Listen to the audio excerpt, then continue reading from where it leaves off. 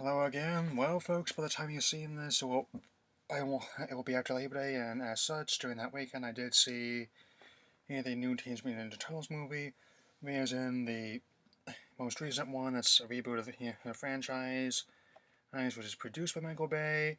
Even though it's not directed by him, given what Liesman has done, he might as well have. But before I get real into this, let me tell you a little story about a couple young comic book artists and writers that were seeking to make a parody of the superhero tropes and animal teams at a time, and as such, able to sketch your turtles, those names of the Renaissance artists with weapons, and eventually it spawned into a massive franchise, including turtle animated series, action figures, and video games, and you name it. And which brings me to my next part, and the fact that, well, since there's no adaptation now, I might as well talk briefly about some of the previous films before I officially review them, because the first one, 1990, I really enjoyed, and for being a sort of dark take on the story, but was more influenced by the comics and the animated show, even though it had a few elements in there, like, say, April being reported in the yellow coat, and how the turtles having multicolored masks to identify them, and oh yes, quite the affinity for pizza. And okay, second one definitely was a bit more cartoony, a bit sillier, but given how they were trying to find out about more how they respond on from the ooze, it was definitely at least he took us up a bit more seriously. And TMNT 3, definitely the idea of not only the original three films but also the entire franchise out of this film. That's how I'll get into why later. Once I want to do those reviews first to lay up this new one, but things have not been going the way I expected at all this year. Okay, and also we had the last reboot 7 years ago, TMNT. Which was animated. I enjoy that one fine. I mean that. Looking back on, some of the elements, like say the part about the constellation and the stone journals, not make much sense to me.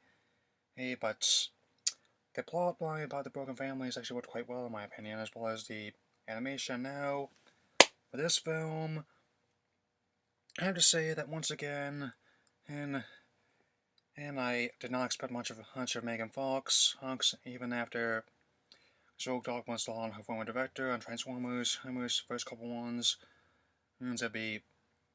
But I think there are definitely a lot of people besides Bay Morgan here back, and there should definitely people be Franklin, Grant, and Jackson. And so, and oh yes, it's definitely that even though I'm unfamiliar with Livesman, I think that since I have not seen by Los Angeles, nor do I plan to, and last I mentioned Wrath of the Titans, the header that seems to be quickly becoming Bay's protege, since in many regards, since we have a lot of trademarks here, the shaky cam, the frenetic action scenes with explosions, lens flares, there's pop music, like, a bit of racism, and, oh yes, even though I still don't think highly of her performance in the film, that she definitely wears a coat well, and she's quite endowed enough for it, if you'll pardon the parlance. And as for the new designs that, as I expected, it took a while for me to get used to them, but as such, that they do manage to incorporate his elements that are most recognized about them, since Leonardo's leaders got these sort of makeshift armor, and that was so amusing. He was voiced by John Knoxville. He's like, I'm Leonardo, welcome to Jackass, but that's beside the point. Alan Ritchson is Raphael, my favorite turtle, that he's all burly, most banged up looking of them. That's Michelangelo's where the party dude has the sort of puka shells, and the somewhat street clothes on. That Donatello, that's when he's tinkering, he's got goggles as well as a bunch of sort of mission control, helping formulate the plans most often alongside Leo, and I must also say that the attention to detail is actually quite astonishing in this film, since particularly that notice that they managed to not just for the mask, but also like in previous adaptations, and most recently the new one on Nickelodeon, which I've been watching intermittently. But it's managed to color code everything to the blankets of the tiny turtles to let's say even the fact that oh yes, as the hilts of the weapons have the colors on them. The Mikey is just pretty sure drinking from an orange crush can, much like the ones that are probably in the drink aisle at the right now or Safeway, with his face on it, and that. And also in this one scene where Splinter's trying to wonder what was going on with them, if they were seen, and it's one of the items that they're being used in this way of getting the talk is color coded them. That Raphael's actually knitting a red head sort of shawl there, and well, I think it was weird. I think it was most weirded out by him because the do-rag at first getting sort of an expectation vibe, and as I mentioned that, the better.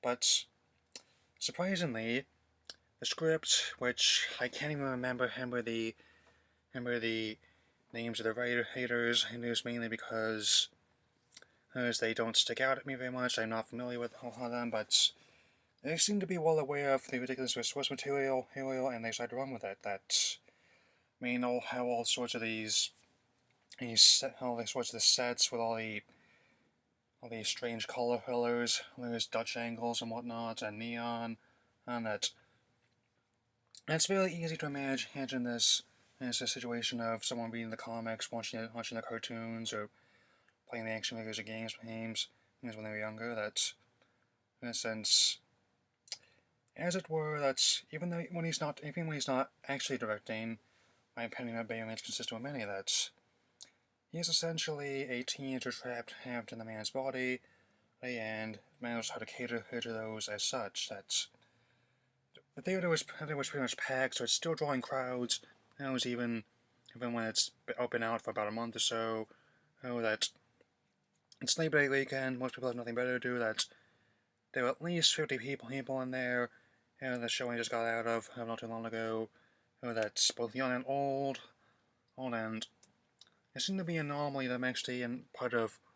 I've seen all three animated series regularly at some points in my life. That's I'm able to take them all as a common.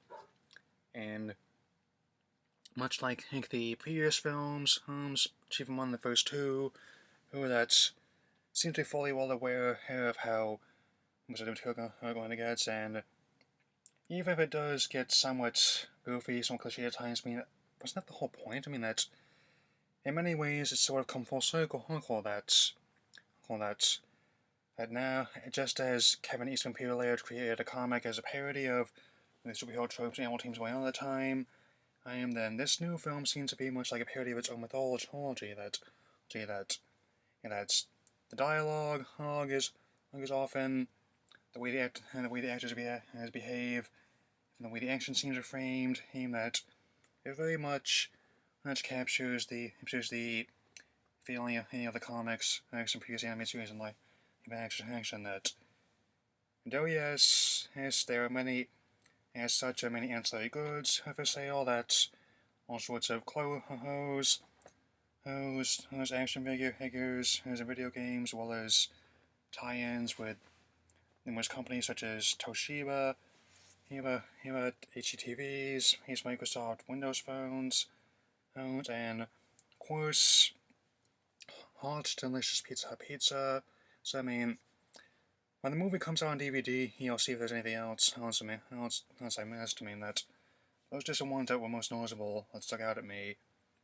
The ones that probably paid for the most time and the $105 million spent on this picture, and managed to put themselves in the black quite considerably. That's made almost $162 million domestically, and should easily make $300 million worldwide, and easily setting up the next couple sequels. And given how much the Shredder survived in the past, as given the comics, previous movies, cartoons, and whatnot.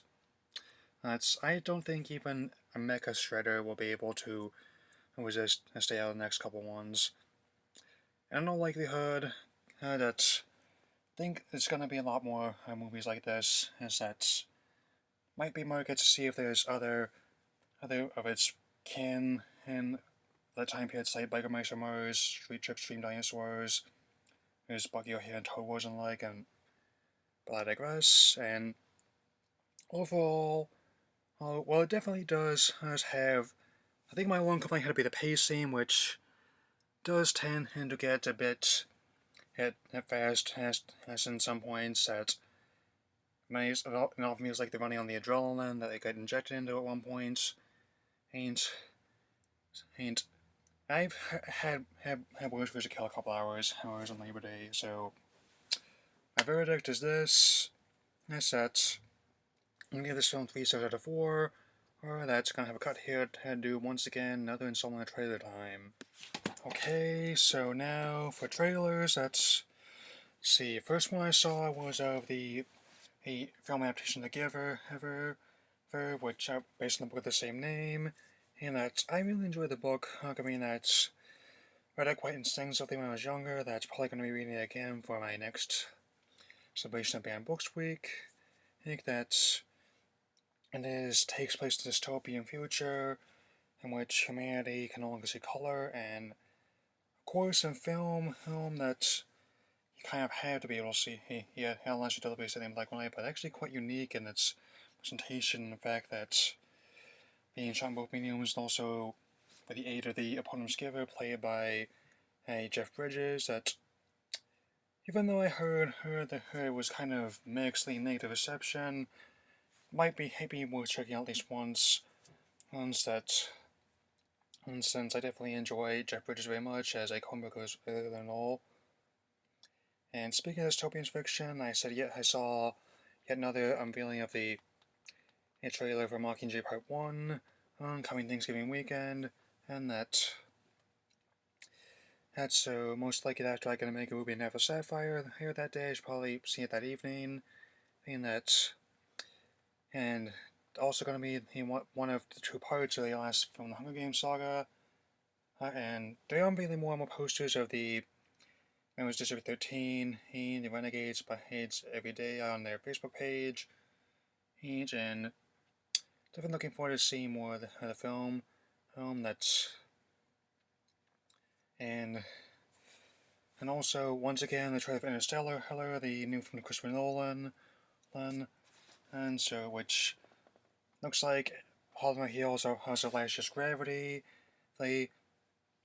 Christopher Nolan definitely wants to make one of the most realistic movies about space I've seen as a disaster film, as well as a very character-driven drama with Matthew McConaughey for show's Oscar-winning Dallas Buyers Club, so I want to see that. Well, there's more of this growing cast regulars such as Anne Hathaway and Michael Caine, and that's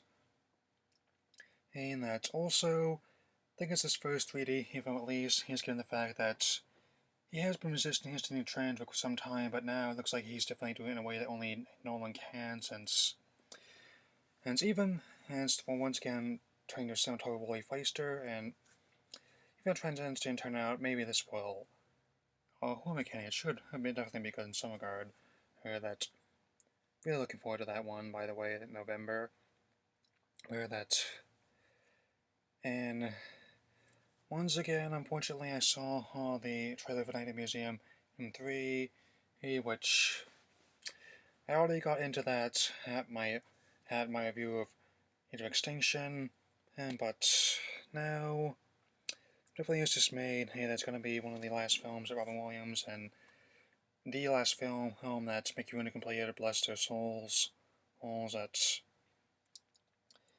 surprisingly, I actually didn't hear as much laughter as I was when the second one was being advertised. I'm just not a fan of that series. You just have to forgive me about that one, but and the last one, however, definitely set the tone for yet another part of the onslaught of book adaptations. And Hobbit Battle of Five Armies, the last film, part of the Hobbit saga, which is based on the chapter of the book and name for it. Even though it wasn't going to be called There and Back Again, I am learning this type quickly, and also I just see more smell connection since I saw this Lisa smell not too long ago. That really was impressed as by the way they handled it, and once again I'm going through that in adaptations things inevitably have to be changed at some point since not everything's going to look the same in the book as you're going to see on film. That and even though The Hobbit maybe it technically be a shorter book, with Lord of the Rings, I must once again point out that just as much happens in that. I mean, it's been a while since I've seen that one that was only it was the animated one that's only 40 minutes long, and it was a musical no less, which on my future animated studio Ghibli, and I'm definitely looking forward to seeing more of the performances as of the actors. That's because a really talented cast and also great use of the New Zealand location. That Jackson's directions, even with a few hiccups, still remains quite good. Even though I still don't think I'd handle high frame speed since anyway. I'm planning on seeing all four of those except those and avoiding Night of Museum 3. So anyway, so I have to say for now, your Consbox will. I shall see you later.